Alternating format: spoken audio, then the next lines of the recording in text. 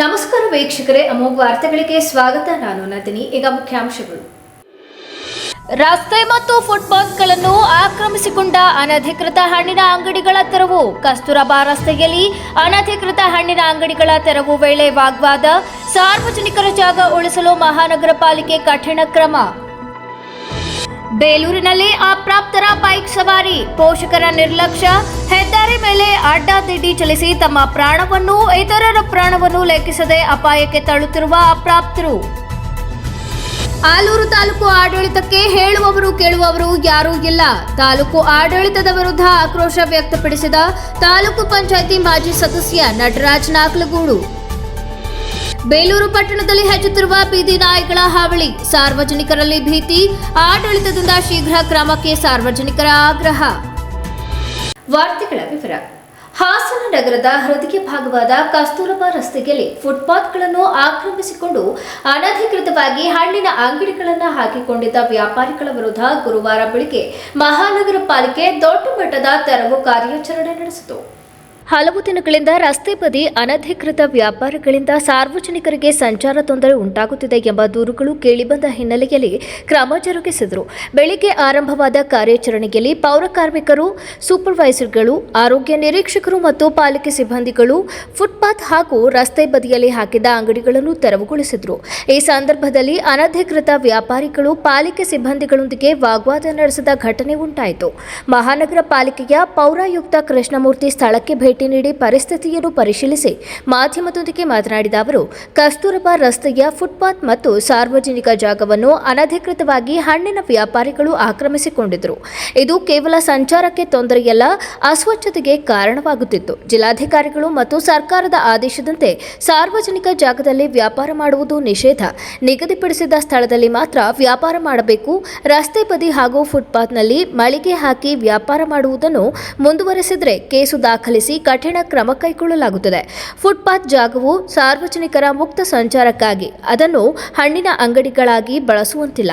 ವ್ಯಾಪಾರಿಗಳಿಗೆ ಬದಲಾಗಿ ಸರಿಯಾದ ಸ್ಥಳಾವಕಾಶ ಒದಗಿಸಲು ಪಾಲಿಕೆ ಕ್ರಮ ಕೈಗೊಳ್ಳಲಿದೆ ಎಂದು ಹೇಳಿದರು. ಕಸ್ತೂರಬಾ ರಸ್ತೆಯಲ್ಲಿ ಹಣ್ಣಿನ ವ್ಯಾಪಾರಿಗಳು ಅನಧಿಕೃತವಾಗಿ ರಸ್ತೆಯ ಬದಿಯಲ್ಲಿ ಹಾಕೊಂಡಿರ್ತಾರೆ. ಹಾಗಾಗಿ ಇವತ್ತು ಬೆಳಿಗ್ಗೆ ನಾವು ನಮ್ಮ ಹೆಲ್ತ್ ಇನ್ಸ್ಪೆಕ್ಟರ್, ನಮ್ಮ ಸೂಪರ್ವೈಸರ್ಸ್, ನಮ್ಮ ಪೌರ ಕಾರ್ಮಿಕರು ಎಲ್ಲ ಸೇರಿ ಇದನ್ನೆಲ್ಲ ತೆರವುಗೊಳಿಸ್ತಾ ಇದ್ದೀವಿ. ಸಾರ್ವಜನಿಕರಿಗೆ ಮತ್ತೆ ಈ ವ್ಯಾಪಾರಸ್ಥರಿಗೆ ನಾವು ಕೇಳ್ಕೊಳ್ಳೋದಿಷ್ಟೇ, ಸಾರ್ವಜನಿಕರ ರಸ್ತೆಯನ್ನ ಯಾವುದೇ ರೀತಿಯಾಗಿ ಒತ್ತುವರಿ ಮಾಡಬಾರ್ದು. ಎಲ್ಲೆಲ್ಲಿ ಅವ್ರಿಗೆ ನಿಗದಿಪಡಿಸಿದ ವ್ಯಾಪಾರಕ್ಕೋಸ್ಕರ ಅಲ್ಲಿ ಮಾಡಿ, ಮತ್ತೆ ಸಾರ್ವಜನಿಕ ಅನುಕೂಲ ಮಾಡಿಕೊಡಿ. ಫುಟ್ಪಾತ್ ಎಂಕ್ರೋಚ್ಮೆಂಟ್ ಆಗಲಿ ಅಥವಾ ಫುಟ್ಪಾತ್ ಬದಿಯಲ್ಲಿ ವ್ಯಾಪಾರ ಮಾಡೋದಾಗ್ಲಿ, ಅದು ಯಾವುದನ್ನು ಮಾಡಬಾರ್ದು. ಮಾನ್ಯ ಜಿಲ್ಲಾಧಿಕಾರಿಗಳು ಮತ್ತೆ ಎಲ್ಲಾ ಸರ್ಕಾರಿ ಆದೇಶಗಳಂತೆ ಈ ತರ ವ್ಯಾಪಾರ ಮಾಡೋದನ್ನ ಮಧ್ಯದ ರೋಡಲ್ಲಿ ನಿಷೇಧ ಮಾಡಲಾಗಿದೆ. ಫುಟ್ಪಾತ್ ನ ಆದಷ್ಟು ಸಾರ್ವಜನಿಕರು ಬಿಟ್ಕೊಡ್ಬೇಕು ಅಂತ ಈ ಹಣ್ಣಿನ ವ್ಯಾಪಾರಿಗಳಿಗೆ ನಾವು ಕೇಳ್ಕೊತಾ ಇದ್ದೀವಿ. ಬೇಲೂರು ನಗರದಲ್ಲಿ ದಿನದಿಂದ ದಿನಕ್ಕೆ ವಾಹನ ಸಂಚಾರದ ದಟ್ಟಣೆ ಹೆಚ್ಚುತ್ತಿದ್ದಂತೆ ಅಪಘಾತಗಳ ಸಂಖ್ಯೆ ಸಹ ಏರಿಕೆಯಾಗುತ್ತಿದೆ. ಆದರೆ ಇದರ ನಡುವೆ ಮತ್ತೊಂದು ಗಂಭೀರ ಸಮಸ್ಯೆ ಸಾರ್ವಜನಿಕರ ಬದುಕಿಗೆ ಹೊಸ ಅಪಾಯವಾಗಿ ತಲೆದೂರಿದೆ. ಅದು ಅಪ್ರಾಪ್ತ ಬಾಲಕರು ಮನಬಂದಂತೆ ಬೈಕ್ ಚಾಲನೆ ಮಾಡುವುದು. ಪಟ್ಟಣದ ಕಿರಿದಾದ ರಾಷ್ಟ್ರೀಯ ಹೆದ್ದಾರಿ, ಪ್ರಮುಖ ರಸ್ತೆ, ವೃತ್ತಗಳು ಎಲ್ಲೆಡೆ 6ನೇ 7ನೇ ತರಗತಿಯ ಬಾಲಕರು ಬೈಕ್ಗಳನ್ನು ರೇಸ್ ಟ್ರ್ಯಾಕ್ ಮೇಲಿರುವಂತೆ ಅಡ್ಡಾದಿಡ್ಡಿ ಓಡಿಸುವುದು ಪ್ರತಿದಿನದ ದೃಶ್ಯ. ಹೆದ್ದಾರಿ ಮೇಲೆ ಅಡ್ಡಾದಿಡ್ಡಿ ಚಲಿಸುವ ಈ ಬಾಲಕರು ತಮ್ಮ ಪ್ರಾಣವನ್ನು, ಇತರರ ಪ್ರಾಣವನ್ನು ಲೆಕ್ಕಿಸದೆ ಅಪಾಯಕ್ಕೆ ತಳ್ಳುತ್ತಿದ್ದಾರೆ. ಸಂಚಾರಿ ನಿಯಮ ಪಾಲಿಸದೆ ಬೈಕ್ ಚಲಿಸುವ ಈ ಮಕ್ಕಳಿಗೆ ಪ್ರಶ್ನೆ ಮಾಡಿದಾಗ ನಮ್ಮ ಅಪ್ಪನೇ ಕೊಟ್ಟಿದ್ದಾರೆ ಎಂಬ ಉಡಾಫೆಯ ಉತ್ತರ ಕೇಳಿಬರುತ್ತದೆ. ಇದು ಮಕ್ಕಳ ತಪ್ಪಿಗಿಂತ ಪೋಷಕರ ನಿರ್ಲಕ್ಷ್ಯ, ಜವಾಬ್ದಾರಿಯ ಕೊರತೆ, ಕಾನೂನು ಅರಿವಿನ ಅಭಾವ ಎಂಬುದು ಸ್ಪಷ್ಟವಾಗುತ್ತದೆ. ಮಕ್ಕಳಿಗೆ ಮೋಟಾರ್ ಬೈಕ್ ಕೊಟ್ಟು ನಮ್ಮ ಹೀರೋ, ನಮ್ಮ ವಾಲೆಂಟೈನ್ಸ್ ಎಂದು ಬೆನ್ನು ತಟ್ಟಿ ಕಳುಹಿಸುವ ಪೋಷಕರು ಅವರ ಮಕ್ಕಳನ್ನೇ ಅಪಘಾತದ ಅಂಚಿಗೆ ತಳ್ಳುತ್ತಿರುವುದನ್ನು ಅರಿಯದೇ ಇರುವುದು ವಿಷಾದನೀಯ.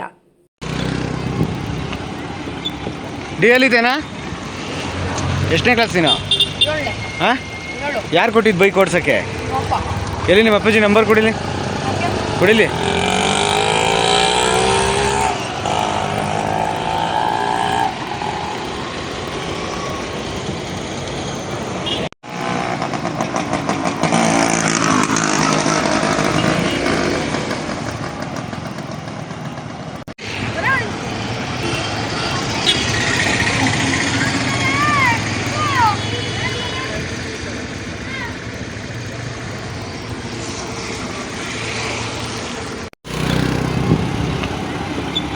ಡಿ ಎಲ್ ಇದೇನಾ?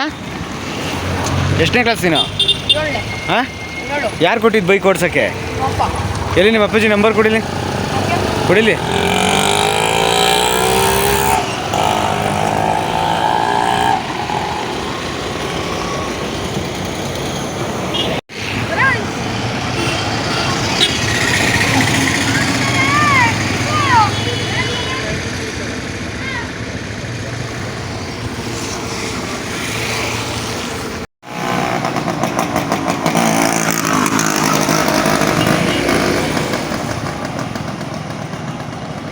ಆಲೂರು ತಾಲೂಕು ಆಡಳಿತಕ್ಕೆ ಹೇಳುವವರು ಕೇಳುವವರು ಯಾರೂ ಇಲ್ಲದಂತಾಗಿದೆ ಎಂದು ತಾಲೂಕು ಪಂಚಾಯಿತಿ ಮಾಜಿ ಸದಸ್ಯ ನಟರಾಜ್ ನಾಕ್ಲಗೂಡು ಹೇಳಿದರು.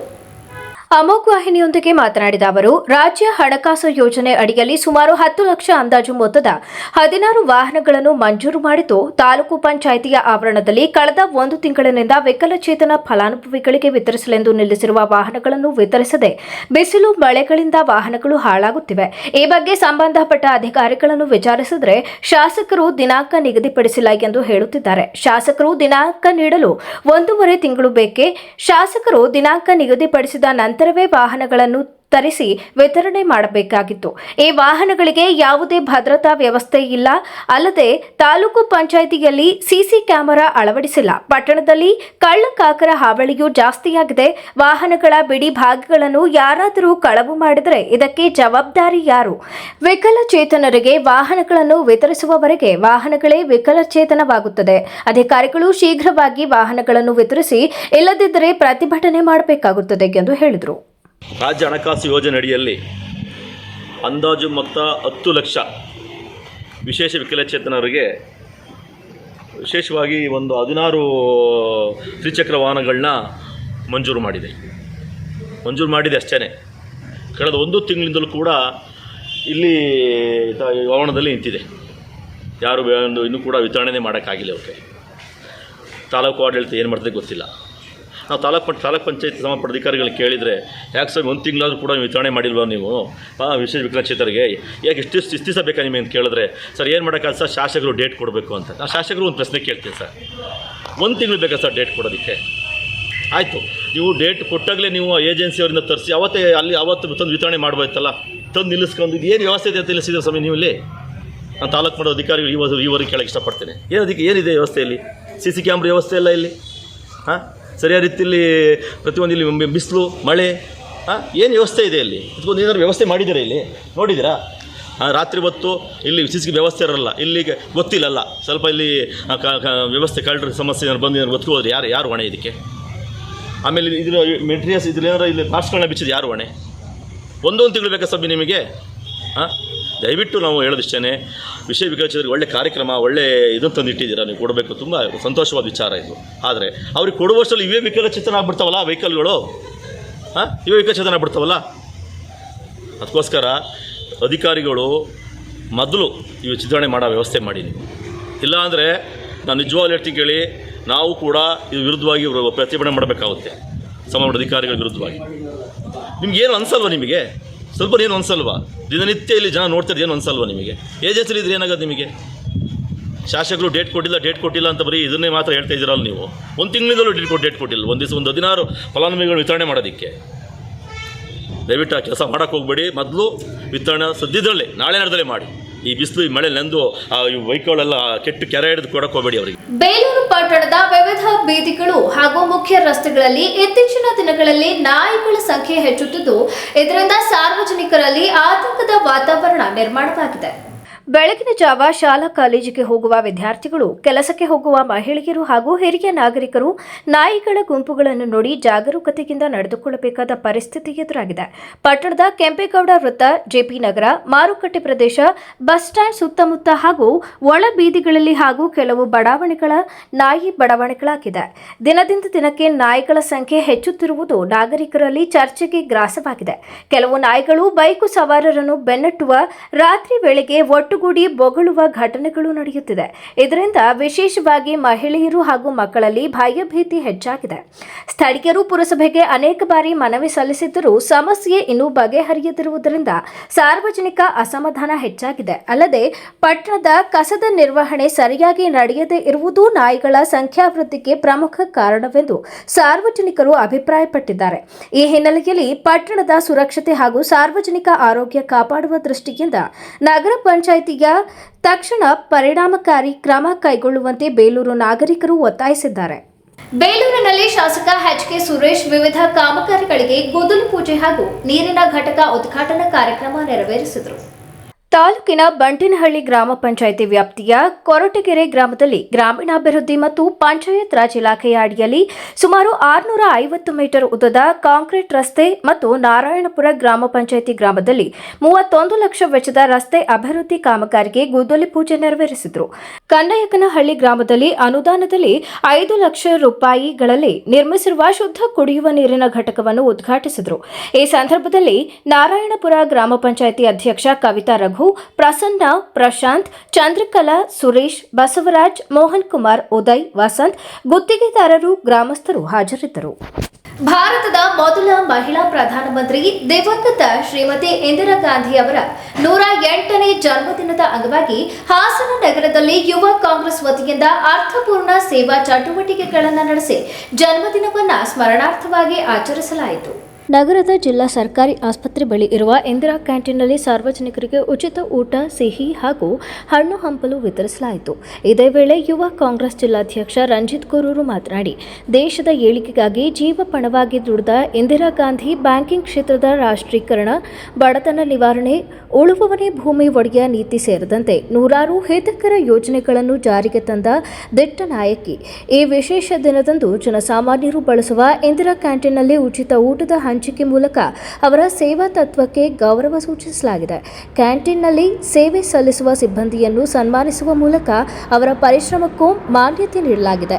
ಇಂದು ದೇಶ ಸುಭಿಕ್ಷವಾಗಿರುವುದಕ್ಕೆ ಇಂದಿರಾ ಗಾಂಧಿಯವರ ದೂರದೃಷ್ಟಿ ನಾಯಕತ್ವ ಕಾರಣ ಎಂದು ಹೇಳಿದರು. ಭಾರತ ದೇಶದ ಮೊಟ್ಟ ಮೊದಲ ಮಹಿಳಾ ಪ್ರಧಾನಿ ಶ್ರೀಮತಿ ದಿವಂಗತ ಇಂದಿರಾ ಗಾಂಧಿಯವರ 108ನೇ ಜನ್ಮದಿನೋತ್ಸವ. ಈ ಶುಭ ದಿನದಂದು ಹಾಸನ ಜಿಲ್ಲಾ ಯುವ ಕಾಂಗ್ರೆಸ್ನ ವತಿಯಿಂದ ಭಾರತದ ಏಳಿಗೆಗಾಗಿ ದುಡಿದಂತಹ ಒಂದು ಶ್ರೇಷ್ಠ ಮಹಿಳೆ, ಬ್ಯಾಂಕುಗಳ ರಾಷ್ಟ್ರೀಕರಣ, ಬಡತನ ನಿರ್ಮೂಲನೆ ಹಾಗೂ ಉಳುವವನೇ ಭೂಮಿ ಒಡೆಯ ಎಂಬ ನೂರಾರು ಯೋಜನೆಗಳನ್ನು ಜಾರಿಗೆ ತರುವುದರ ಮುಖಾಂತರ ಒಂದು ದಿಟ್ಟ ಆಡಳಿತವನ್ನು ನೀಡಿದಂತಹ ಒಬ್ಬ ವೀರ ಮಹಿಳೆ ಅಂತಂದ್ರೆ ಶ್ರೀಮತಿ ಇಂದಿರಾ ಗಾಂಧಿ ಅವರು. ಈ ದಿನ ಅವರ ಹುಟ್ಟುಹಬ್ಬ ಆಗಿರೋದ್ರಿಂದ ನಾವು ಹಾಸನ ಜಿಲ್ಲಾ ಯುವ ಕಾಂಗ್ರೆಸ್ನ ವತಿಯಿಂದ ನಮ್ಮ ಹಾಸನ ನಗರದಲ್ಲಿ ಸರ್ಕಾರಿ ಆಸ್ಪತ್ರೆ ಎದುರಿನಲ್ಲಿರ್ತಕ್ಕಂಥ ಇಂದಿರಾ ಕ್ಯಾಂಟೀನ್ನಲ್ಲಿ ಇಲ್ಲಿ ಬರ್ತಕ್ಕಂಥ ಸಾರ್ವಜನಿಕರಿಗೆ ಉಚಿತ ಉಪಹಾರವನ್ನು ಹಾಗೂ ಸಿಹಿಯನ್ನು ಮತ್ತು ಹಣ್ಣು ಹಂಪಲುಗಳನ್ನು ನೀಡುವುದರ ಮುಖಾಂತರವಾಗಿ ಅರ್ಥಪೂರ್ಣವಾಗಿ ಅವರ ಹುಟ್ಟುಹಬ್ಬವನ್ನು ಆಚರಣೆ ಮಾಡ್ತಾ ಇದ್ದೀವಿ. ಹಾಗೂ ಇಲ್ಲಿ ಇಂದಿರಾ ಕ್ಯಾಂಟೀನಲ್ಲಿ ಕೆಲಸವನ್ನ ಮಾಡ್ತಕ್ಕಂಥ ಸಿಬ್ಬಂದಿ ವರ್ಗದವರಿಗೆ ನಾವು ಸನ್ಮಾನಿಸುವ ಮುಖಾಂತರ ಅವರ ಕೆಲಸವನ್ನ ಗೌರವಿಸುವ ಮುಖಾಂತರ ನಾವು ಅವರಿಗೆ ಅಭಿನಂದನೆಗಳು ಕೂಡ ಸಲ್ಲಿಸಲಾಗಿದೆ. ಇವತ್ತು ಈ ದೇಶ ಇಷ್ಟೊಂದು ಸುಭಿಕ್ಷವಾಗಿದೆ ಅಂತ ಅಂದ್ರೆ ಅದು ನಮ್ಮ ದೇಶವನ್ನಾದಂತ ಇಂದಿರಾ ಗಾಂಧಿ ಅವರ ಕೊಟ್ಟಂತ ಒಂದು ಮಾರ್ಗದರ್ಶನದಲ್ಲಿ ಇವತ್ತು ಇಷ್ಟೊಂದು ಸುಭಿಕ್ಷವಾಗಿ ನಡೆಯುತ್ತೆ. ಈ ಸಂದರ್ಭದಲ್ಲಿ ಯುವ ಕಾಂಗ್ರೆಸ್ ಮುಖಂಡರಾದ ಮೊಹಮ್ಮದ್ ಇಸ್ಮಾಯಿಲ್, ವಿವೇಕ್, ಯಶವಂತ್, ಶ್ರೀಧರ್, ದರ್ಶನ್ ಮತ್ತು ಕಾರ್ಯಕರ್ತರು ಉಪಸ್ಥಿತರಿದ್ದರು. ಸಂವಿಧಾನದ ಸಮರ್ಪಣಾ ದಿನದ ಅಂಗವಾಗಿ ಸಂವಿಧಾನ ವಿರೋಧಿ ಮತ್ತು ದಲಿತ ವಿರೋಧಿ ಆರ್ಎಸ್ಎಸ್ ವಿರುದ್ಧ ನವೆಂಬರ್ 28ರ ಶುಕ್ರವಾರದಂದು ಬೆಳಿಗ್ಗೆ 11 ಗಂಟೆಗೆ ಪ್ರತಿಭಟನೆ ಮತ್ತು ಸಮಾವೇಶ ಹಮ್ಮಿಕೊಂಡಿರುವುದಾಗಿ ದಲಿತ ಸಂಘಟನೆಗಳ ಸಮನ್ವಯ ಸಮಿತಿ ರಾಜ್ಯ ಸಂಚಾಲಕ ಎಂ ಸೋಮಶೇಖರ್ ತಿಳಿಸಿದರು. ನವೆಂಬರ್ 26ನೇ ತಾರೀಕು ಬಾಬಾ ಸಾಹೇಬ್ ಅಂಬೇಡ್ಕರ್ ಅವರ ಸಂವಿಧಾನವನ್ನು ಈ ದೇಶಕ್ಕೆ ಸಮರ್ಪಣೆ ಮಾಡಿದಂಥ ದಿನ. ಆ ದಿನದ ಅಂಗವಾಗಿ ನಮ್ಮ ಸಂವಿಧಾನ ವಿರೋಧಿ, ದಲಿತ ವಿರೋಧಿ RSS ವಿರುದ್ಧ ಒಂದು ದೊಡ್ಡ ಬೃಹತ್ ಪ್ರತಿಭಟನೆ ಮತ್ತು ಸಮಾವೇಶವನ್ನು ಮಾಡಬೇಕು ಅಂತ ಹೇಳಿ ನಾವು ಇಡೀ ಹಾಸನ ಜಿಲ್ಲೆಯಲ್ಲಿ ದಲಿತ ಸಂಘಟನೆಗಳ ಸಮನ್ವಯ ಸಮಿತಿ ವತಿಯಿಂದ ತೀರ್ಮಾನವನ್ನು ಮಾಡಿದ್ದೇವೆ.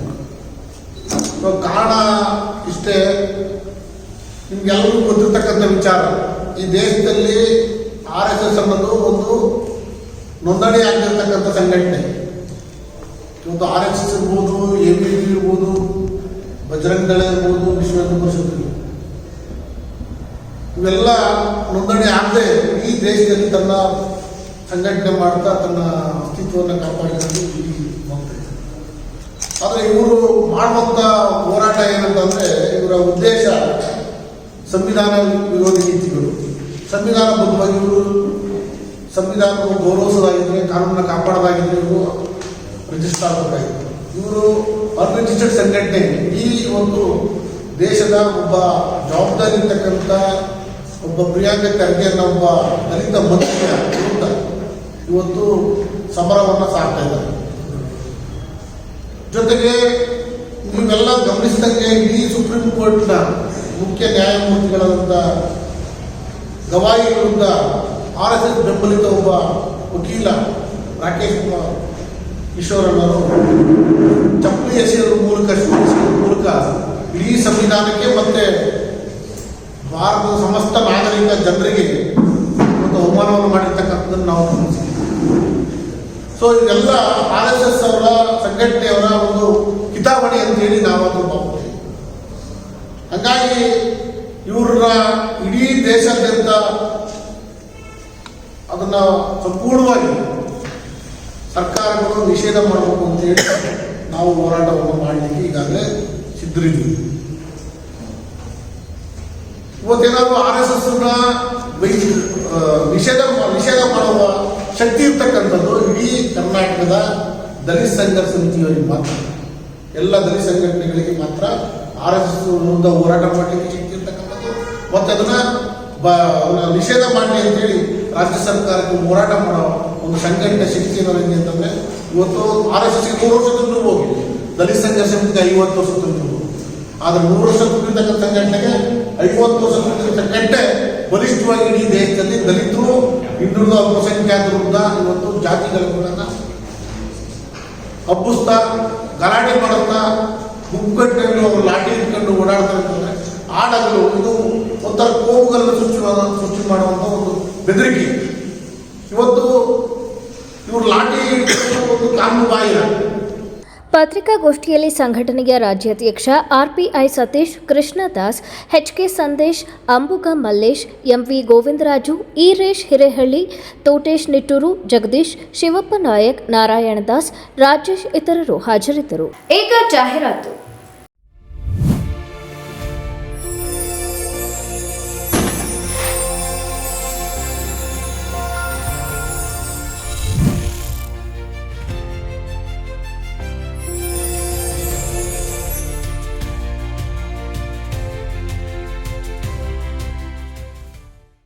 ಚಿನ್ನನ ಹಿಂದೆ ಸೇಲ್ ಮಾಡಿ. ಸೇಲ್ ಯುವರ್ ಗೋಲ್ಡ್, ನಿಮ್ಮ ಚಿನ್ನವನ್ನು ಹಿಂದೆ ಸೇಲ್ ಮಾಡಿ. Sale your gold,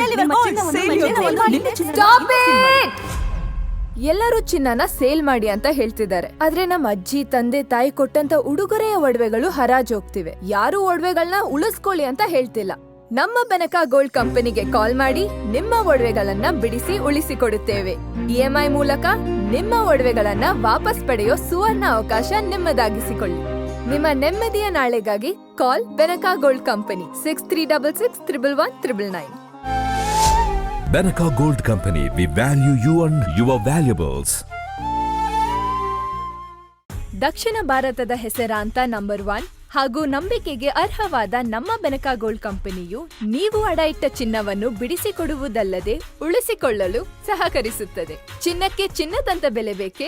call Benaka gold company 6366 111 999. Benaka Gold Company, we value you and your valuables. ಯಾವತ್ತು ಮರೆಯಲ್ಲ, ನಾನು ಚಿಕ್ಕವನಾಗಿದ್ದಾಗ ಹುಟ್ಟದಬ್ಬ ಅಂದ್ರೆ ಚಾಕ್ಲೇಟ್. ಜೊತೆಯಾಗಿದ್ದರೆ ಎಲ್ಲರೂ ಸಿಹಿಯಾದ ಸಂಭ್ರಮವು, ಖುಷಿ ಇದ್ದರೆ ಎಲ್ಲೆಲ್ಲೂ ಪ್ರತಿದಿನವೂ ಸಡಗರವು.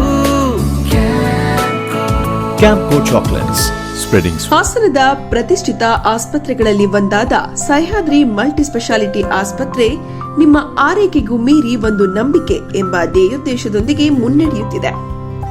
ಹಾಸನದ ನಂಬರ್ 1 ಮೂತ್ರಪಿಂಡ ಶಾಸ್ತ್ರಜ್ಞ ಮತ್ತು ಕಸಿ ವೈದ್ಯರಾದ ಡಾಕ್ಟರ್ ಪವನ್ ಎಂ ರವರ ಸಾರಥ್ಯದಲ್ಲಿ ಜಿಲ್ಲೆಯಲ್ಲಿಯೇ ಏಕೈಕ ಚಾರ್ಕೋಲ್ ಡಯಾಲಿಸಿಸ್ ಚಿಕಿತ್ಸೆಯ ಸೌಲಭ್ಯವು ನಮ್ಮ ಆಸ್ಪತ್ರೆಯಲ್ಲಿ ಮಾತ್ರ ಲಭ್ಯ.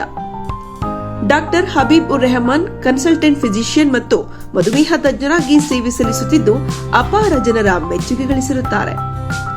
ಡಾಕ್ಟರ್ ಭಾರತಿ ರಾಜಶೇಖರ್ ಪ್ರಸೂತಿ ಮತ್ತು ಸ್ತ್ರೀರೋಗ ತಜ್ಞರು ಹಾಗೂ ಡಾಕ್ಟರ್ ಪ್ರತೀಕ್ಷಾ ವಿಜಯ್ ಪ್ರಸೂತಿ ಮತ್ತು ಸ್ತ್ರೀರೋಗ ತಜ್ಞರಾಗಿದ್ದು ಇವರೆಲ್ಲರ ಅತ್ಯುತ್ತಮವಾದ ಚಿಕಿತ್ಸಾ ಸೌಲಭ್ಯದೊಂದಿಗೆ ಸಹ್ಯಾದ್ರಿ ಮಲ್ಟಿಸ್ಪೆಷಾಲಿಟಿ ಆಸ್ಪತ್ರೆಯು ಕಾರ್ಯನಿರ್ವಹಿಸುತ್ತಿದೆ. ನಮ್ಮ ಆಸ್ಪತ್ರೆಯಲ್ಲಿ ನರರೋಗ, ಮೂಳೆ ತಜ್ಞರು, cancer, ENT, urologist, gastroenterology, trauma centre, general surgeon, hitech modular operation theatre, MICU ಮತ್ತು NICU ಸೌಲಭ್ಯಗಳು ನಮ್ಮ ಆಸ್ಪತ್ರೆಯಲ್ಲಿ ಲಭ್ಯವಿವೆ.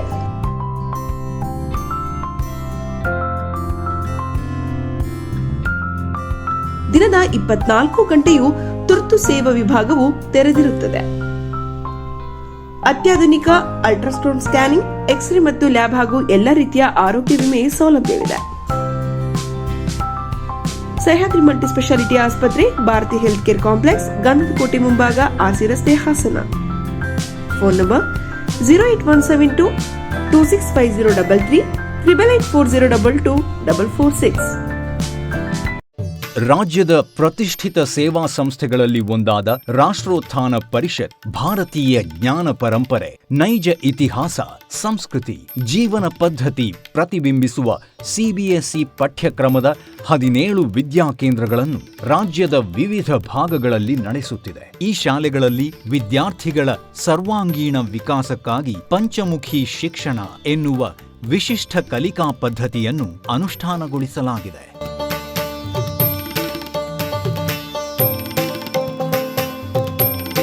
ಹಾಸನದಲ್ಲಿ ಕಾರ್ಯನಿರ್ವಹಿಸುತ್ತಿರುವ ರಾಷ್ಟ್ರೋತ್ಥಾನ ವಿದ್ಯಾಕೇಂದ್ರವು ಗುಣಮಟ್ಟದ ಶಿಕ್ಷಣವನ್ನು ವಿದ್ಯಾರ್ಥಿಗಳಿಗೆ ಖಾತರಿಪಡಿಸುತ್ತದೆ. ಬನ್ನಿ, ನಿಮ್ಮ ಮಗುವನ್ನು ಹಾಸನದ ರಾಷ್ಟ್ರೋತ್ಥಾನ ವಿದ್ಯಾಕೇಂದ್ರದಲ್ಲಿ ನೋಂದಾಯಿಸಿ ಭಾರತೀಯತೆಯ ಸ್ಪರ್ಶದೊಂದಿಗೆ ಗುಣಮಟ್ಟದ ಶಿಕ್ಷಣವನ್ನು ಪಡೆಯುವ ಅವಕಾಶವನ್ನು ನಿಮ್ಮ ಮಗುವಿಗೆ ಕಲ್ಪಿಸಿ. ನೋಂದಣಿ ಪ್ರಕ್ರಿಯೆ ಪ್ರಾರಂಭವಾಗಿದೆ. ಬೆಳ್ಳಿಯ ಆಭರಣಗಳ ಮತ್ತು ಬೆಳ್ಳಿ ವಸ್ತುಗಳ ಎಕ್ಸ್ಕ್ಲೂಸಿವ್ ಶೋರೂಮ್, ಮೊಟ್ಟ ಮೊದಲ ಪ್ರತ್ಯೇಕ ಬೆಳ್ಳಿ ಆಭರಣಗಳ ಭಂಡಾರ ವಿಜಯ್ ಸಿಲ್ವರ್ ಪ್ಯಾಲೇಸ್. ನಮ್ಮಲ್ಲಿ ಎಲ್ಲ ಮಾದರಿಯ 92.5 ಹಾಲ್ಮಾರ್ಕ್ನ ಬೆಳ್ಳಿಯ ಆಭರಣಗಳು ದೊರೆಯುತ್ತವೆ. ಗೋಲ್ಡ್ ಪ್ಲೇಟೆಡ್ ಆಂಟಿಕ್ ನೆಕ್ಲೆಸ್ಗಳು, ಜುಮುಕಿಗಳು, ಸೊಂಟದ ಡಾಬುಗಳು, ಟೆಂಪಲ್ ಡಿಸೈನ್ ಬಳೆಗಳು, ತೋಡುಬಂದಿಗಳು, ಎಮರಾಲ್ಡ್ ವಸ್ತುಗಳು, ಪ್ರತಿನಿತ್ಯ ಹೊಸ ಹೊಸ ಡಿಸೈನ್ಗಳು ಇಲ್ಲಿ ಲಭ್ಯವಿದೆ. ದೇವರ ವಿಗ್ರಹಗಳು, ಬೆಳ್ಳಿಯ ದೀಪಗಳು, ಬೆಳ್ಳಿ ತಟ್ಟೆ, ಬೆಳ್ಳಿ ಚೊಂಬು, ಪೂಜಾ ಸಾಮಗ್ರಿಗಳು, ಬೆಳ್ಳಿಯ ದೇವರ ಮಂಟಪಗಳು ದೊರೆಯುತ್ತವೆ. Vijay silver palace, Subhash square, Devigere circle, Hassan. Contact 9060 133 333. Gomathi Kalyana Mantapa 14 ವಸಂತಗಳನ್ನು ಪೂರೈಸಿ 15ನೇ ವರ್ಷಕ್ಕೆ ಪಾದಾರ್ಪಣೆ ಮಾಡುತ್ತಿರುವ ನಮ್ಮ ಗೋಮತಿ ಕಲ್ಯಾಣ ಮಂಟಪವನ್ನ ಹೊಚ್ಚ ಹೊಸ ರೂಪದಲ್ಲಿ ನಿಮ್ಮ ಮುಂದೆ ಪ್ರಸ್ತುತಪಡಿಸುತ್ತಿದ್ದೇವೆ. ಅತ್ಯಾಧುನಿಕವಾಗಿ ನವೀಕರಣಗೊಂಡ ಕಲ್ಯಾಣ ಮಂಟಪದಲ್ಲಿ 1200 ಜನರು ಕೂರಬಹುದಾದಂತಹ ಬ್ಯಾಂಕ್ವೆಟ್ ಹಾಲ್ ಹಾಗೂ 700 ಜನರು ಊಟ ಮಾಡಬಹುದಾದ ಡೈನಿಂಗ್ ಹಾಲ್ ಇದ್ದು, ಮದುವೆ, ಬೀಗರ ಔತಣ, ನಾಮಕರಣ ಮತ್ತು ಎಲ್ಲ ಶುಭ ಸಮಾರಂಭಗಳಿಗೆ ಸಸ್ಯಾಹಾರಿ ಮತ್ತು ಮಾಂಸಾಹಾರಿ ಔತಣಗಳಿಗೆ ಹಾಲ್ ಅನ್ನ ನೀಡಲಾಗುತ್ತದೆ. 4 ಎಕರೆಗೂ ಅಧಿಕ ಜಾಗದಲ್ಲಿ ವಾಹನಗಳಿಗೆ ಉತ್ತಮವಾದ ಪಾರ್ಕಿಂಗ್ ವ್ಯವಸ್ಥೆ ಸಹ ಲಭ್ಯವಿದೆ. ನಿಮ್ಮ ಕುಟುಂಬದ ಸುಂದರ ಕಾರ್ಯಕ್ರಮಗಳನ್ನ ಅತ್ಯುತ್ತಮ ಕ್ಷಣಗಳನ್ನಾಗಿ ಮಾರ್ಪಾಡಾಗಿಸಲು ಒಂದು ಒಳ್ಳೆಯ ಜಾಗ, ಅದುವೇ ನಮ್ಮ ಗೋಮತಿ ಕಲ್ಯಾಣ ಮಂಟಪ.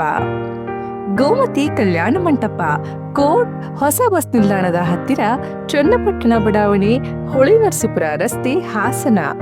ಬುಕಿಂಗ್ ಹಾಗೂ ಹೆಚ್ಚಿನ ಮಾಹಿತಿಗಾಗಿ ಸಂಪರ್ಕಿಸಿ 9484272661 ಮತ್ತು 8970568666.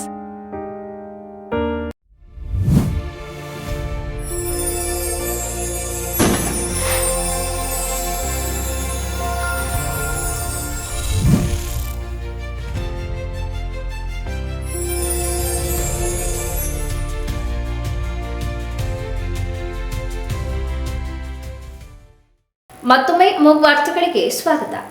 ಜಿಲ್ಲಾ ಅಮೆಚೂರ್ ಅಥ್ಲೆಟಿಕ್ಸ್ ಸಂಸ್ಥೆಯು ನವೆಂಬರ್ 23ರಂದು ಬೆಳಿಗ್ಗೆ 9:30ಕ್ಕೆ ನಗರದ ಜಿಲ್ಲಾ ಸಿಂಥೆಟಿಕ್ ಕ್ರೀಡಾಂಗಣದಲ್ಲಿ ಬಾಲಕಿಯರಿಗಾಗಿ ಜಿಲ್ಲಾ ಮಟ್ಟದ ಅಥ್ಲೆಟಿಕ್ಸ್ ಸ್ಪರ್ಧೆಯನ್ನು ಆಯೋಜಿಸಲಾಗಿದೆ ಎಂದು ಸಂಸ್ಥೆಯ ಜಂಟಿ ಕಾರ್ಯದರ್ಶಿ ಎಸ್ಎಲ್ ಪ್ರಸನ್ನಕುಮಾರ್ ತಿಳಿಸಿದರು.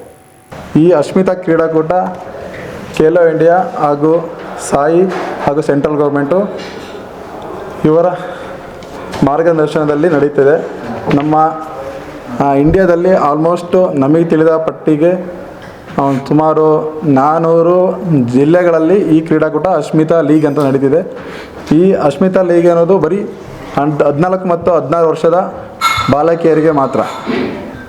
ಈ ಕ್ರೀಡಾಕೂಟದ ಉದ್ದೇಶ ಇವರದು ಏನಂದರೆ ನಮ್ಮ ಕ್ರೀಡಾಪಟುಗಳನ್ನು ಅದರಲ್ಲೂ ಬಾಲಕಿಯರನ್ನು ಮತ್ತು ಗ್ರಾಮೀಣ ಮಟ್ಟದಲ್ಲಿರುವ ಕ್ರೀಡಾಪಟುಗಳನ್ನು ಉತ್ತೇಜಿಸಿ ಅವರನ್ನು ರಾಷ್ಟ್ರ ಮಟ್ಟದಲ್ಲಿ ಕ್ರೀಡಾ ಸ್ಫೂರ್ತಿ ಬೆಳೆದು ರಾಷ್ಟ್ರ ಮಟ್ಟದಲ್ಲಿ ನಮ್ಮ ಇಂಡಿಯಾಕ್ಕೆ ಒಂದು ಒಳ್ಳೆ ಮೆಡಲ್ ಬರಲಿ ಅನ್ನೋ ಕಾನ್ಸೆಪ್ಟಿಗೋಸ್ಕರ ಈ ಅಶ್ಮಿತಾ ಲೀಗ್ ಅಂತ ಸೆಂಟ್ರಲ್ ಗೌರ್ಮೆಂಟು ಹಾಗೂ ಸಾಯಿ ಖೇಲೋ ಇಂಡಿಯಾ ಈ ಕ್ರೀಡೆಯನ್ನು ಅವರು ಆಯೋಜಿಸುತ್ತಾರೆ. ನಮ್ಮ ಡಿಸ್ಟಿಕ್ಕಿಗೆ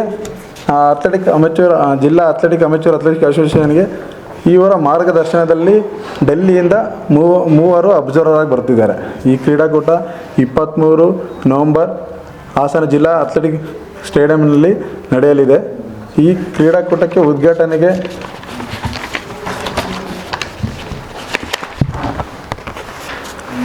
ಉದ್ಘಾಟನೆಯ ಇನಾಗ್ರೇಷನ್ ಚಂದ್ರಶೇಖರ್ ಕಾಂಗ್ರೆಸ್ ಮುಖಂಡರು ಹಾಗೂ ಅಧ್ಯಕ್ಷತೆಯನ್ನು ಆನಂದ್ ಮೂರ್ತಿ ಡಾಕ್ಟರ್ ಯುವ ಸಬಲೀಕರಣ ಕ್ರೀಡಾ ಇಲಾಖೆಯ ನಿರ್ದೇಶಕರು ಹಾಗೂ ಚೀಫ್ ಗೆಸ್ಟ್ ಆಗಿ MK ಆಶಾ ಇಂಟರ್ನ್ಯಾಷನಲ್ ಅಥ್ಲೆಟ್ ಹಾಗೂ ಇನ್ನೊಬ್ಬರು ಟೈಮ್ಸ್ನ ಗಂಗಾಧರ್ ಅವರು ಹಾಗೂ HT ಮಹೇಂದ್ರ ಕುಮಾರ್ ಅವರು ಇವರೆಲ್ಲರೂ ಈ ಕ್ರೀಡಾಕೂಟದ ಉದ್ಘಾಟನೆಗೆ ಬರಲಿದ್ದಾರೆ. ಈ ಕ್ರೀಡಾಕೂಟಕ್ಕೆ ಸುಮಾರು ಇಲ್ಲಿಯವರೆಗೂ ಇಲ್ಲಿ ನಮ್ಮ ಲಿಂಕಿನ ಮುಖಾಂತರ ಸುಮಾರು 150 ಕ್ರೀಡಾಪಟುಗಳು ಈಗ ರಿಜಿಸ್ಟರ್ ಮಾಡಿದ್ದಾರೆ. ಇನ್ನು ನಮಗೆ 22ನೇ ತಾರೀಕುವರೆಗೂ ಇದರ ಟೈಮಿಂಗ್ ಇರೋದರಿಂದ ನಿಮ್ಮ ಮುಖಾಂತರ ಆಲ್ಮೋಸ್ಟ್ ನಮ್ಮ ಹಳ್ಳಿ ಭಾಗ ಹಾಗೂ ನಮ್ಮ ಸುತ್ತಮುತ್ತಲಿನ ಎಲ್ಲರಿಗೂ ಈ ಕ್ರೀಡೆ ಬಗ್ಗೆ ತಿಳುವಳಿಕೆ ಬಂದಲ್ಲಿ ನಾವು ರಾಷ್ಟ್ರ ಮಟ್ಟದಲ್ಲಿ ನಮ್ಮ ಹಾಸನ ಜಿಲ್ಲೆಯ ಕ್ರೀಡಾಪಟುಗಳನ್ನು ಇನ್ನೂ ಉತ್ತಮ ದರ್ಜೆಗೆ ಬೆಳೆಸಲು ನಿಮ್ಮ ಕಡೆಯಿಂದ ಸಹಕಾರ ಬೇಕನ್ನೋ ಉದ್ದೇಶದಿಂದ ಈ ಪ್ರೆಸ್ ಮೀಟಿಂಗ್ ಬಂದಿರುತ್ತೇವೆ. ಹಾಗೂ 14 ವರ್ಷದ ಕ್ರೀಡಾ ಬಾಲಕಿಯರಿಗೆ ಟ್ರಯಾಥ್ಲಾನ್ ಅಂತೂ ಈಗ ಹೊಸ ಇವೆಂಟ್ನ ಇಂಟ್ರೊಡ್ಯೂಸ್ ಮಾಡಿದ್ದಾರೆ. ಟ್ರಯಾಥ್ಲಾನ್ A, B, C ಅಂತ ಇರ್ತದೆ. ಟ್ರಯಾಥ್ಲಾನ್ A ಬಂದ್ಬಿಟ್ಟು 60 ಮೀಟರ್ ಹಾಗೂ ಲಾಂಗ್ ಜಂಪ್ ಮತ್ತು ಹೈ ಜಂಪ್. ಟ್ರಯಾಥ್ಲಾನ್ B ಯಲ್ಲಿ 60 metre long jump, shot put ಅಂದರೆ ಶಾರ್ಟ್ ಪುಟ್ನ ಬ್ಯಾಕ್ ಥ್ರೋ ಮಾಡಬೇಕು. ಟ್ರಯಾಥ್ಲಾನ್ C ಯಲ್ಲಿ 60 ಮೀಟರ್ 600 ಮೀಟರ್ ಲಾಂಗ್ ಜಂಪ್.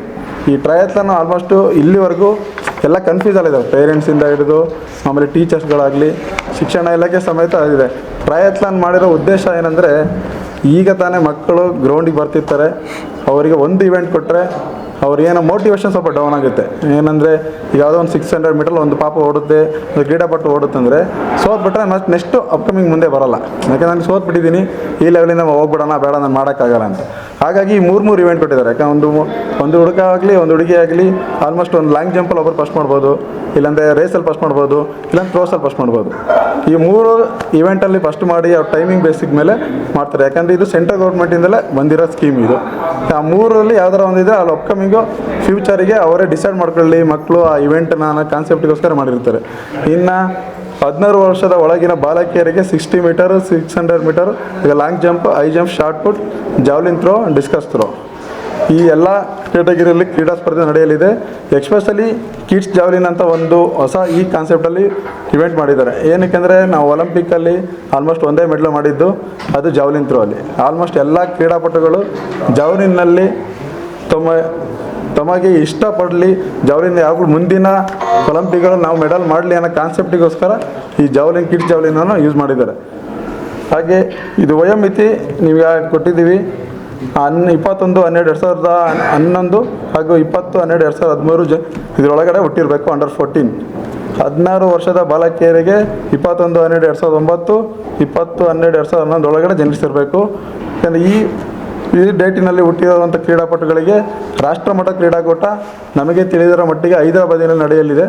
ಆ ರಾಷ್ಟ್ರಮಟ್ಟದಲ್ಲಿ ಯಾರು ಪ್ರಥಮ ಹಾಗೂ ದ್ವಿತೀಯ ಸ್ಥಾನ ಮಾಡುತ್ತಾರೆ ಅವರಿಗೆ ಖೇಲೋ ಇಂಡಿಯಾ, ಸಾಯಿ ಹಾಗೂ ಸೆಂಟ್ರಲ್ ಗೌರ್ಮೆಂಟಿನಿಂದ ನಮ್ಮದು ಒಂದು ಸೆಂಟ್ರ್ಗಳಿದೆ, ಒಂದು ಪಾಟ್ ಸಾಯಿ ಸೆಂಟ್ರ್ಗಳೆಲ್ಲ ನೀವು ಕೇಳಿರ್ಬೋದು.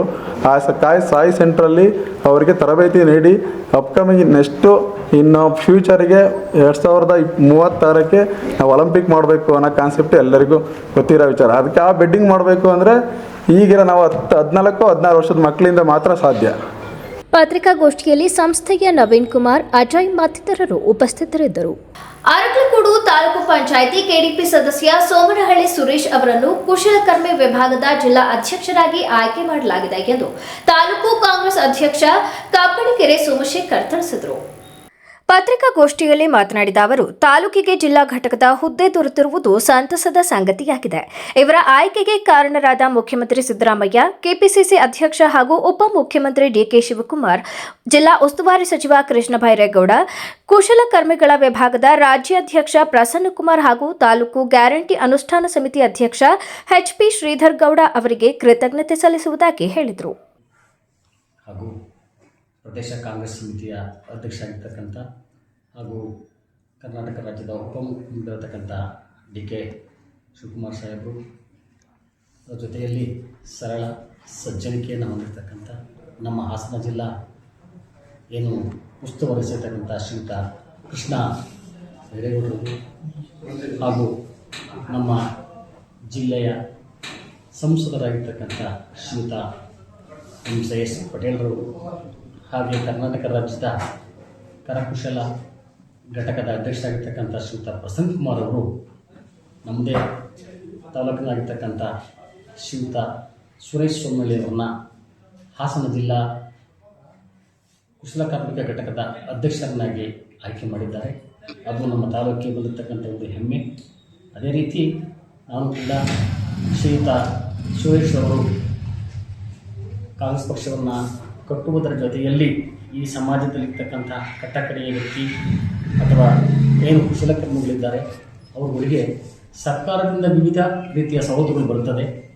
ಅವರಿಗೆ ಆ ಸವಲತ್ತುಗಳನ್ನು ಕೊಡಿಸ್ತಕ್ಕಂಥ ಕಾರ್ಯವನ್ನು ಅವರು ನಡೆಸ್ಕೊಡ್ಬೇಕು, ಪಕ್ಷವನ್ನು ಕೂಡ ಕಟ್ಟಬೇಕು ಅಂತಕ್ಕಂಥ ಒಂದು ಆಶಯವನ್ನು ಇಟ್ಕೊಂಡು ಈ ದಿನ ಈ ಸರ್ಕಾರದ ಎಲ್ಲ ಪ್ರಮುಖರು ಕೂಡ ಹಾಗೂ ನಮ್ಮ ತಾಲೂಕಿನ ಎಲ್ಲ ಕಾಂಗ್ರೆಸ್ ಪ್ರಮುಖರು ಕೂಡ ಆಶಯ ಆಗಿದೆ. ಆ ದೃಷ್ಟಿಯಿಂದ ನೂತನವಾಗಿ ಆಯ್ಕೆಯಾಗಿರ್ತಕ್ಕಂಥ ಶ್ರೀಯುತ ಸುರೇಶ್ ಅವರಿಗೆ ನಾನು ಅಭಿನಂದನೆಗಳನ್ನು. ಕುಶಲಕರ್ಮಿ ವಿಭಾಗಕ್ಕೆ ಆಯ್ಕೆಗೊಂಡಿರುವ ಅಧ್ಯಕ್ಷ ಸೋಮನಹಳ್ಳಿ ಸುರೇಶ್ ಮಾಧ್ಯಮದೊಂದಿಗೆ ಮಾತನಾಡಿ, ಪಕ್ಷದ ಮುಖಂಡರು ತಮ್ಮ ಮೇಲೆ ಇಟ್ಟಿರುವ ಭರವಸೆ ಹುಸಿಯಾಗದಂತೆ ಕಾರ್ಯನಿರ್ವಹಿಸುವುದಾಗಿ ತಿಳಿಸಿ ತಮ್ಮನ್ನು ಆಯ್ಕೆ ಮಾಡಿದ ಮುಖಂಡರಿಗೆ ಕೃತಜ್ಞತೆ ತಿಳಿಸಿದರು. ಈ ದಿನ ನನ್ನ ಹಾಸನದ ಜಿಲ್ಲಾ ಕುಶಲಕರ್ಮಿ ಘಟಕದ ಜಿಲ್ಲಾಧ್ಯಕ್ಷನಾಗಿ ಆಯ್ಕೆ ಮಾಡಿದ್ದಾರೆ. ಗೌರವಾನ್ವಿತ ಮುಖ್ಯಮಂತ್ರಿಗಳಾದಂಥ ಸಿದ್ದರಾಮಯ್ಯ ಸಾಹೇಬರು ಹಾಗೂ ಉಪಮುಖ್ಯಮಂತ್ರಿಗಳಾದಂಥ ಡಿ ಕೆ ಶಿವಕುಮಾರ್ ಸಾಹೇಬರು ಹಾಗೂ ನಮ್ಮ ಜಿಲ್ಲೆಯ ಗೌರವಾನ್ವಿತ ಉಸ್ತುವಾರಿ ಸಚಿವರಾದಂಥ ಕೃಷ್ಣ ಬೈರೇಗೌಡರು ಹಾಗೂ ನಮ್ಮ ಜಿಲ್ಲೆಯ ಸಂಸದರಾದಂಥ ಶ್ರೇಯಸ್ ಪಾಟೀಲ್ರವರು ಹಾಗೂ ಅತಿ ಮುಖ್ಯವಾಗಿ ನನ್ನ ತಾಲೂಕಿನ ಕಾಂಗ್ರೆಸ್ ಅಭ್ಯರ್ಥಿಯಾಗಿದ್ದಂಥ ನನ್ನ ನೆಚ್ಚಿನ ನಾಯಕರಾದಂತಹ ಶ್ರೀಧರ್ ಗೌಡವರು, ಹಾಗೆಯೇ ನಮ್ಮ ಘಟಕದ ರಾಜ್ಯಾಧ್ಯಕ್ಷರಾದಂಥ ಪ್ರಸನ್ನ ಕುಮಾರ್ ಸಾಹೇಬರು ನನಗೆ ಒಂದು ದೊಡ್ಡ ಜವಾಬ್ದಾರಿಯನ್ನು ಕೊಟ್ಟಿದ್ದಾರೆ. ಈ ದಿನ ಜಿಲ್ಲಾದ್ಯಂತ ಏನು ಕುಶಲಕಾರ್ಮಿಕರು ಇದ್ದಾರೆ ಅಂದರೆ ಎಷ್ಟೋ ಜನಕ್ಕೆ ಈ ಕುಶಲಕಾರ್ಮಿಕರು ಏನು ಅಂದರೆ ಗೊತ್ತಿಲ್ಲ. ಇವತ್ತು ಹೊಸದಾಗಿ ನಮ್ಮ ಸರ್ಕಾರ ಕುಶಲಕಾರ್ಮಿಕರು ಅಂದರೆ ನಮ್ಮ ರಾಜ್ಯದಿಂದ ಕಟ್ಟೆಕಡ ಒಂದು ಜನಾಂಗ ಏನಿದೆ ಅದನ್ನು ತೋರಿಸ್ಬೇಕು, ಅವರಿಗೆ ಸರ್ಕಾರದಿಂದ ಸವಲತ್ತುಗಳನ್ನ ಕೊಡಬೇಕು ಅಂತೇಳಿ ಒಂದು ಸಮಿತಿನ ಮಾಡಿ ಇವತ್ತು ನನಗೆ ದೊಡ್ಡ ಒಂದು ಜವಾಬ್ದಾರಿನ ಕೊಟ್ಟಿದೆ. ಆ ಜವಾಬ್ದಾರಿನ ನಾನು ಪಕ್ಷ ಕೊಟ್ಟಿರುವಂಥ ಜವಾಬ್ದಾರಿನ ಇಡೀ ಜಿಲ್ಲಾದ್ಯಂತ ಸಂಘಟನೆ ಮಾಡುತ್ತಾ, ಹಾಗೆಯೇ ನನಗೆ ಕೊಟ್ಟಿದ್ದ ಹೆಚ್ಚು ಜವಾಬ್ದಾರಿ ನಮ್ಮ ತಾಲೂಕಿನ ನನ್ನ ಹೆಚ್ಚಿನ ನಾಯಕರಂಥ ಶ್ರೀಧರ್ ಗೌಡರನ್ನ ಮುಂದೆ ಬರುವಂಥ ಎಲೆಕ್ಷನ್ನಲ್ಲಿ ಅವ್ರನ್ನ MLA ಮಾಡುವ ಜವಾಬ್ದಾರಿ ನಂದಾಗಿರ್ತದೆ. ಈ ಸಂದರ್ಭದಲ್ಲಿ ಪಟ್ಟಣ ಪ್ರಾಧಿಕಾರದ ಅಧ್ಯಕ್ಷ ಗುರುಮೂರ್ತಿ, ವಕೀಲರಾದ ಬಿಸಿ ರಾಜೇಶ್, ಪ್ರಶಾಂತ್, ಕೆಡಿಪಿ ಸದಸ್ಯ ಸತ್ಯರಾಜ್, ಮುಖಂಡ ದೇವರಾಜ್ ಹಾಜರಿದ್ದರು. ಸ್ಥಳೀಯ ಶಾಸಕರು, ಪುರಸಭೆ ಮಾಜಿ ಅಧ್ಯಕ್ಷರುಗಳು ಮತ್ತು ಕೆಲವು ಸದಸ್ಯರುಗಳನ್ನು ವೇದಿಕೆಗೆ ಆಹ್ವಾನಿಸಿ ಪೌರ ಕಾರ್ಮಿಕರಿಗೆ ಸರ್ಕಾರದ ಕಿಟ್ಟನ್ನು ವಿತರಿಸಿ ನಿಯಮವನ್ನು ಉಲ್ಲಂಘಿಸಿರುವುದು ಖಂಡನೀಯ ಎಂದು ಪುರಸಭೆ ನಾಮ ನಿರ್ದೇಶಿತ ಮಾಜಿ ಸದಸ್ಯ ಉಮೇಶ್ ಲಕ್ಕೇಗೌಡ ಹೇಳಿದರು. ಹೊಸವೇನು ಸರ್ಕಾರಿ ಕಾರ್ಯಕ್ರಮ ನಡೆಯಿದೆ. ನಮ್ಮ ಪೌರ ಕಾರ್ಮಿಕರಿಗೆ ಅಗತ್ಯ ವಸ್ತುಗಳು ಕೆಲಸ ಮಾಡೋಕ್ಕೆ ಏನು ಬೇಕು ಅದನ್ನು ವಿತರಣೆ ಮಾಡ್ತಾರೆ. ಆ ವಿತರಣೆ ಸಂದರ್ಭದಲ್ಲಿ ಮಾನ್ಯ ಶಾಸಕರು ಜೊತೆ ನಮ್ಮ ಪುರಸಭೆದು ಅವಧಿ ಮುಗಿದ ನಮ್ಮ ಹಿಂದಿನ ಅಧ್ಯಕ್ಷರು ಪ್ರಸನ್ನ, ಜಗನ್ನಾಥ್, ಸುಧಾನಳಿನಿ ಮತ್ತು ಸದಸ್ಯರಾದ ವಸೀಂ ಮತ್ತು ಮಾಜಿ ಅಧ್ಯಕ್ಷರಾದ ಶ್ರೀಧರ್, ಶಾಂತಿ ಮಲ್ಲೇಶ್ ಮತ್ತು ಮಾಜಿ ಉಪಾಧ್ಯಕ್ಷ ಮಗ ಆನಂದ್ ಇಂಥವ್ರನ್ನೆಲ್ಲ ವ್ಯಕ್ತಿಗತ ಸರ್ಕಾರಿ ಕಾರ್ಯಕ್ರಮ ಅವ್ರ ಕಡೆಯಿಂದ ಕಿಟ್ ಕೊಡಿಸಿರ್ತಾರೆ. ಅದಲ್ಲದೆ ಇನ್ನೊಂದು ಪಕ್ಕಾ ಮನೆಯ ಒಂದು ಕಾರ್ಯಾಧ್ಯಕ್ಷ ಮಾಜಿ ಅಧ್ಯಕ್ಷ ಜಗನ್ನಾಥ್ ಕೈಲಿ ಕೊಡಿಸಿರ್ತಾರೆ. ಏಕೆಂದರೆ ಸರ್ಕಾರಿ ಕಾರ್ಯಕ್ರಮ ಅವಧಿ ಮುಗಿದವರು ಬಂದು ಅವ್ರನ್ನ ಕರ್ಕೊಂಡ್ಬಂದು ಅವ್ರ ಕೈ ಕೊಡಿಸಿ ಅವ್ರನ್ನ ಕಾರ್ಯಕರ್ತರ ಕರ್ತವ್ಯಗೊಳಿಸಿ ಸರ್ಕಾರಿ ಕಾರ್ಯಕ್ರಮನ ಪಕ್ಷದ ಕಾರ್ಯಕ್ರಮವಾಗಿ ಪರಿವರ್ತಿಸ್ಕೊಳ್ತಾರೆ. ಅಧಿಕಾರದ ಉಪಯೋಗ ಮತ್ತು ಜನಸಾಮಾನ್ಯರಿಗೆ ಇನ್ನೊಂದು ಅಂದರೆ ಇವರು ಆಡಳಿತ ರೀತಿಯೆಲ್ಲ ನೋಡ್ತಾ ಇದ್ದಾರೆ. ನಮ್ಮ ಸಚಿವರು ಶಾಸಕರು ಪುರಸಭೆಗೆ ಒತ್ತಡ ಏರಿ ತಮ್ಮ ಧರ್ಮಪತ್ನಿಯವರ ಹುಟ್ಟು ಹಬ್ಬದ ದಿವಸನೇ ಈ ಫಂಕ್ಷನ್ ನಡೆಸಿದ್ದಾರೆ ಅಂತ ಜನರು ಮಾತಾಡ್ತಾ ಇದ್ದಾರೆ. ನಮಗೂ ಹಾಗೆ ಸರ್ ಇವರ ಆಡಳಿತ ಇದೆಲ್ಲ ಮಾಡಿದ್ರೆ ಪಕ್ಷದ ಕಾರ್ಯಕ್ರಮ ಮಾಡ್ಬೋದು. ಸರ್ಕಾರಿ ಅಧಿಕಾರಿಗಳು ಅಷ್ಟೇ ಏನು ಕೇಳಲಿಲ್ಲ ಏನಿಲ್ಲ, ಅವರು ಅದೇ ಸ್ಟೇಜ್ ಮೇಲೆ ಇದ್ದರು. ಮತ್ತು ಇನ್ನೊಬ್ಬರು ಪುರಸಭೆಯಲ್ಲಿ SGSR ಮಹಿಳಾ ನೌಕರರು ಇದ್ದಾರೆ. ಅವರು ಆಹ್ವಾನ ನೀಡ್ತಾರೆ ಫೋನ್ ಮಾಡಿ ಅವ್ರಿಗೆಲ್ಲ. ಅವರೆಲ್ಲ ಕರೆತಂದು ಅಧಿಕಾರ ಇದ್ದಿದ್ರು, ಅವಕಾಶ ಇದ್ದಿದ್ರು ಅವ್ರನ್ನ ಸರ್ಕಾರಿ ಕಾರ್ಯಕ್ರಮದಲ್ಲಿ ಅವರಿಂದ ಕಾರ್ಯಕ್ರಮ ನಡೆಸ್ಕೊಟ್ಟಿರ್ತಾರೆ. ಚೀಫ್ ಆಫೀಸ್ನಲ್ಲಿ ಇದ್ರ ಬಗ್ಗೆ ಕೇಳಿದಾಗ ಅವರು, ಸರ್ ನಾನು ಪ್ರೋಟೋಕಾಲ್ ಪ್ರಕಾರ ಶಾಸಕರು ಮಾತ್ರ ಇನ್ವೈಟ್ ಮಾಡಿದ್ದೆ, ಅವ್ರ ಜೊತೆ ಅವರೆಲ್ಲ ಕರ್ಕೊಂಡ್ಬಂದರು ಸರ್, ನಾನು ಅವರು ಬಂದ ತಕ್ಷಣ ನಾನು ವೇದಿಕೆ ಹೇಳ್ಬಿಟ್ಟೆ ಅಂತ ಈ ಥರ ಉತ್ತರ ಕೊಡ್ತಾರೆ. ಈ ಜವಾಬ್ದಾರಿ ಯಾರು? ಅಧಿಕಾರಿಗಳು ಮತ್ತು ಶಾಸಕರ ಸಂಘಟಿತ ಅಧಿಕಾರದ ಉಪಯೋಗ ಮಾಡ್ತಾರೆ. ಇವ್ರ ಬಗ್ಗೆ ಅಧಿಕಾರಿಗಳ ಬಗ್ಗೆ, ಮೇಲಧಿಕಾರಿಗಳಿಗೆ ಮತ್ತು ಶಾಸಕರ ಅಧಿಕಾರದ ಬಗ್ಗೆ ರಾಜ್ಯಪಾಲರಿಗೆ ಮತ್ತು ದೇಶಕ್ಕೆ ಪತ್ರಿಕಾಗೋಷ್ಠಿಯಲ್ಲಿ ಬ್ಲಾಕ್ ಕಾಂಗ್ರೆಸ್ ಅಧ್ಯಕ್ಷ ಲಕ್ಷ್ಮಣ್, ಪುರಸಭೆ ನಾಮ ನಿರ್ದೇಶಿತ ಮಾಜಿ ಸದಸ್ಯರುಗಳಾದ ಮುಬಾರಕ್, ಉದಯ್ ಕುಮಾರ್, ಚಂದ್ರು ಹಾಜರಿದ್ದರು. ಹಾಸನ ನಗರದ ಅರಳಿಪೇಟೆ ರಸ್ತೆ ಬಳಿ ಇರುವ ಶ್ರೀ ಬಸವೇಶ್ವರ ದೇವಾಲಯದಲ್ಲಿ ಕಾರ್ತಿಕ ಮಾಸದ ವಿಶೇಷ ಪೂಜಾ ಕಾರ್ಯಕ್ರಮವನ್ನು ಭಕ್ತಿಪೂರ್ಣವಾಗಿ ನೆರವೇರಿಸಲಾಯಿತು. ದೇವಾಲಯವನ್ನು ಹೂವಿನ ಹಾಗೂ ವಿದ್ಯುತ್ ಅಲಂಕಾರದಲ್ಲಿ ಸಿಂಗರಿಸಲಾಗಿದ್ದು, ಶ್ರೀ ಬಸವಣ್ಣ ದೇವರಿಗೆ ವಿಶೇಷ ಪೂಜೆ, ಮಂಗಳಾರತಿ ನೆರವೇರಿಸಲಾಯಿತು. ನಂತರ ಭಕ್ತರಿಗಾಗಿ ಪ್ರಸಾದದ ವ್ಯವಸ್ಥೆ ಮಾಡಲಾಗಿತ್ತು. ಕಾರ್ಯಕ್ರಮದಲ್ಲಿ ಹಾಸನ ಜಿಲ್ಲಾ ವೀರಶೈವ ಲಿಂಗಾಯತ ಸಂಘದ ಅಧ್ಯಕ್ಷ ಬಿಪಿ ಐಸಾಮಿಗೌಡ ಮಾಧ್ಯಮದೊಂದಿಗೆ ಮಾತನಾಡಿ, ವೀರಶೈವ ಲಿಂಗಾಯತ ಸಂಘದ ವತಿಯಿಂದ ಶ್ರೀ ಬಸವೇಶ್ವರ ದೇವಸ್ಥಾನದಲ್ಲಿ ಕಾರ್ತಿಕ ಮಾಸದ ವಿಶೇಷ ಪೂಜೆ ನೆರವೇರಿಸಲಾಗಿದೆ. ಅಪಾರ ಸಂಖ್ಯೆಯಲ್ಲಿ ಭಕ್ತರು ಆಗಮಿಸಿ ದೇವರ ಕೃಪೆಗೆ ಪಾತ್ರರಾಗಿದ್ದಾರೆ ಎಂದು ಹೇಳಿದರು. ಸಂಘದ ವತಿಯಿಂದ ಶ್ರೀ ಬಸವೇಶ್ವರ ದೇವಸ್ಥಾನದಲ್ಲಿ ಈ ಸೌಂಡ್ ಆಗಲ್ಲ, ಬಸವೇಶ್ವರ ದೇವಸ್ಥಾನದಲ್ಲಿ ಕಾರ್ತಿಕ್ ಮಾಸದ ಪೂಜೆ ನಾಳೆ ಕೊನೆಯ ದಿವಸ. ಇವತ್ತು ನಮ್ಮ ಪದಾಧಿಕಾರಿಗಳಿಂದ ನೆರವೇರಿದೆ. ನಾಳೆ ಸಾಯಂಕಾಲ 8:30 ಗಂಟೆಗೆ ಸಕ್ಕರೆ ಬಸವೇಶ್ವರ ಕಲ್ಯಾಣ ಮಂದಿರದಲ್ಲಿ ಕಾರ್ತಿಕ್ ಮಾಸದ ಕೊನೆ ಪೂಜೆ ನಡೀತದೆ. ಇದೇ ವೇಳೆ E M Rudrakumar, Kattaiah Shivakumar, Kiran Kumar Hosamani, H Mallikarjun, B V Latesh, Shobhan Babu ಮತ್ತು ಬಾಳು ನಾಗೇಶ್ ಹಾಜರಿದ್ದರು. ಕೆಆರ್ಎಸ್ ಪಕ್ಷದ ಸದಸ್ಯತ್ವ ಅಭಿಯಾನ ಆರಂಭಗೊಂಡಿದ್ದು, ಭ್ರಷ್ಟಾಚಾರ ಮತ್ತು ಸಮಾಜ ನಿರ್ಮಾಣಕ್ಕೆ ಯುವಕರು ಪಕ್ಷದ ಸದಸ್ಯತ್ವ ಪಡೆಯಬೇಕೆಂದು ಪಕ್ಷದ ಮುಖಂಡ ಯೂನಸ್ ಕರೆ ನೀಡಿದರು. ಪ್ರಸ್ತುತ ಸಂದರ್ಭದಲ್ಲಿ ನಮ್ಮ ಸಕಲೇಶಪುರ ಪಟ್ಟಣದಲ್ಲಿ ಭ್ರಷ್ಟಾಚಾರ ತಾಂಡವವಾಡ್ತಿದೆ. ಇವತ್ತು ಬದಲಾವಣೆ ಅವಶ್ಯಕತೆ ಇದೆ. ತಾಲೂಕಿಗೆ ಇವತ್ತು ಸಕಲೇಶಪುರ ಪುರಸಭೆಗೆ ಬದಲಾವಣೆ ಅವಶ್ಯಕತೆ ಇದೆ. ಪ್ರತಿ ಬಾರಿ ಚುನಾವಣೆ ಸಂದರ್ಭದಲ್ಲಿ ಕೇವಲ ವೋಟ್ ಬ್ಯಾಂಕಿಗೋಸ್ಕರ ನಮ್ಮ ಮುಂದೆ ಬರ್ತಕ್ಕಂಥ ರಾಜಕಾರಣಿಗಳು ಸುಮಾರು ಆಶ್ವಾಸನೆಗಳನ್ನ ಕೊಡ್ತಾರೆ. ಚುನಾವಣೆ ಕಳೆದಾದ ಮೇಲೆ ಅವ್ರು ಯಾರೂ ಸಹ ನಮ್ಮ ಕೈಗೆ ಸಿಗೋದಿಲ್ಲ. ಇವತ್ತು ಪುರಸಭೆಯಲ್ಲಿ ಯಾವುದೇ ಒಂದು ಕೆಲಸ ಆಗಬೇಕು ಅಂತ ಹೇಳಿದ್ರು ತಿಂಗಳಾನುಗಟ್ಟಲೆ ಅಲಿಬೇಕಾಗಿರ್ತಕ್ಕಂಥ ಪರಿಸ್ಥಿತಿ ನಮ್ಮ ಸಕಲೇಶಪುರದಲ್ಲಿ ಇದೆ. ಸಕಲೇಶಪುರದಲ್ಲಿ ಕಳೆದ ಬಾರಿ ಗೆದ್ದಿರ್ತಕ್ಕಂತಹ ಪುರಸಭೆ ಸದಸ್ಯರು ಯಾರೂ ಸಹ ಅಭಿವೃದ್ಧಿ ಪರವಾಗಿಲ್ಲ. ಉದಾಹರಣೆ ಅಂತ ಹೇಳಿದರೆ ಅವರು ಇದಕ್ಕಿಂತ ಮೊದಲಿರ್ಬೋದು, ಅದಕ್ಕಿಂತ ಮೊದಲು ಬಂದಿರತಕ್ಕಂಥ ಪುರಸಭೆ ಸದಸ್ಯರ ಪರಿಸ್ಥಿತಿನೂ ಅದೇ ಇದೆ. ಸಕಲೇಶಪುರ ಕ್ರೋಫೀಲ್ಡ್ ಸುಭಾಷ್ ಮೈದಾನದಲ್ಲಿ 16 ಮಳಿಗೆಗಳು 16 ವರ್ಷಗಳಿಂದ ಹಂಗೆ ಮೂಲೆ ಗುಂಪಾಗಿ ನಿಂತ್ಕೊಂಡಿದೆ. ಅದನ್ನು ಸರಿಯಾಗಿ ಸಾರ್ವಜನಿಕರಿಗೆ ಕೊಡಲಿಕ್ಕೆ ಪುರಸಭೆ ವಿಫಲವಾಗಿದೆ. ಮೀನು ಮಾರುಕಟ್ಟೆಯಲ್ಲಿ ಸುಮಾರು 21 ಮಳಿಗೆ ಅಷ್ಟಿದೆ. ಅದು ಸಹ ಇವತ್ತಿನ ತನಕ ಕೆಲಸ ಸಂಪೂರ್ಣವಾಗದಲೇ ಅದು ಅದೇ ಥರ ಪೆಂಡಿಂಗ್ನಲ್ಲಿದೆ. ಹಳೆ ಬಸ್ ಸ್ಟ್ಯಾಂಡ್ನಲ್ಲಿ ನಿರ್ಮಾಣವಾಗ್ತಿರ್ತಕ್ಕಂತಹ ಕಟ್ಟಡ, ಅದರಲ್ಲೂ ಸಹ ತುಂಬ ಮಳಿಗೆಗಳಿದ್ದಾವೆ, ಅದು ಸಹ ಇವತ್ತು ಸರಿಯಾಗಿ ನಿಭಾಯಿಸೋಕ್ಕೆ ಅವ್ರ ಕೈಲಿ ಆಗಿಲ್ಲ. ಹೀಗಾಗಿ ಸಕಲೇಶಪುರ ಪುರಸಭೆಗೆ ಇವರಿಂದ ಕೋಟ್ಯಾಂತರ ರೂಪಾಯಿ ನಷ್ಟ ಆಗಿದೆ. ಏನಾದರೂ ಚುನಾವಣೆಯಲ್ಲಿ ಗೆದ್ದರೆ ಇಲ್ಲಿರ್ತಕ್ಕಂತಹ ಎಲ್ಲ ನಿವೇಶನ ರೈತರಿಗೆ ಉಚಿತವಾಗಿ ನಿವೇಶನವನ್ನು ಕೊಡ್ತೀವಿ ಅಂತ ಹೇಳ್ಬಿಟ್ಟು ವಾಗ್ದಾನವನ್ನು ಕೊಟ್ಟಿದ್ರು. ಇವತ್ತು 5 ವರ್ಷ ಕಳೆದ್ರೂ ಸಹ ಆ ವಾಗ್ದಾನವನ್ನು ಅವರು ಉಳಿಸ್ಕೊಳ್ಳಿಕ್ಕೆ ಸಾಧ್ಯ ಆಗಿಲ್ಲ. ಮತ್ತೆ ಇವಾಗ ಮುಂದೆ ಪುರಸಭೆ ಚುನಾವಣೆ ಬರ್ತಿದೆ, ಇದನ್ನು ಗುರಿಯಾಗಿ ಇಟ್ಕೊಂಡು ಅವರು ಮತ್ತೆ ಚುನಾವಣೆ ಮನೆ ಬಾಗಿಲುಗಳಿಗೆ ಬರ್ತಾರೆ. ಹಾಗಾಗಿ ನಾವು ಸಕಲೇಶಪುರದ 23 ವಾರ್ಡಿನ ಮತದಾರರಲ್ಲಿ ಏನು ಹೇಳ್ತೀವಿ ಅಂತ ಹೇಳಿದ್ರೆ, ಅಂಥವರಿಂದ ನಾವುಗಳು ದೂರ ಇರೋದು ಉತ್ತಮ. ಸಕಲೇಶಪುರ ಪುರಸಭೆಗೆ ಬದಲಾವಣೆಯ ಅವಶ್ಯಕತೆ ಇದೆ.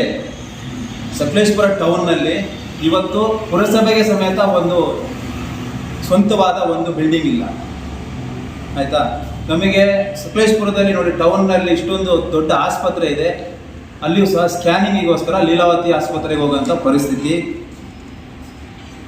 ಬೀದಿ ಬದಿ ವ್ಯಾಪಾರಿಗಳು, ಇವರಿಗೆ ಎಷ್ಟೊಂದು ಟಾರ್ಚರ್ ಆಗ್ತಿದೆ ಅಂತ ಹೇಳಿದರೆ, ಬರೀ ಒಂದು ಪ್ಲಾಸ್ಟಿಕ್ ಕವರ್ ಇಟ್ಕೊಂಡ್ರೆ ಅವ್ರನ್ನ ಇಟ್ಕೊಂಡು ಅವ್ರ ಮೇಲೆ ಫೈನ್ ಹಾಕ್ತಾರೆ.